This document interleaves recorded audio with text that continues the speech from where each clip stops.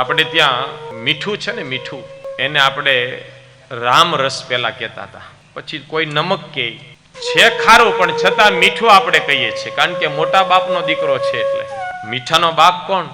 સમુદ્ર, ભાઈ સાગર, દરિયો. પણ મોટા બાપનો દીકરો છે ખારું, છતાં પણ આપણે એને મીઠું કહેવું પડે છે. પણ બહુ આગળ જઈને એને રામ રસ કહેતા હતા. એમ વિદુરજી એ રામ રસથી ભરેલા છે, બુદ્ધિવાન પુરુષ છે.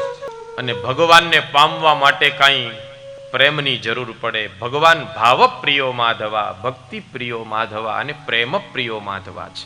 બાકી માછલા પકડવા વાળો પારધી, જરા નામનો પારધી ભગવાન કૃષ્ણને મળી શકતો હોય તો આમાં ક્યાં મોટી વાત છે? વિચાર કરો.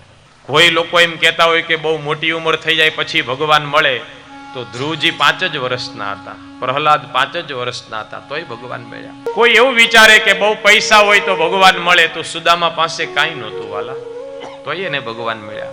કોઈ એવું વિચારે કે રૂપ સારું હોય તો ભગવાન મળે, કુબજાનું રૂપે સારું નહોતું, તોય એને ભગવાન મળ્યા.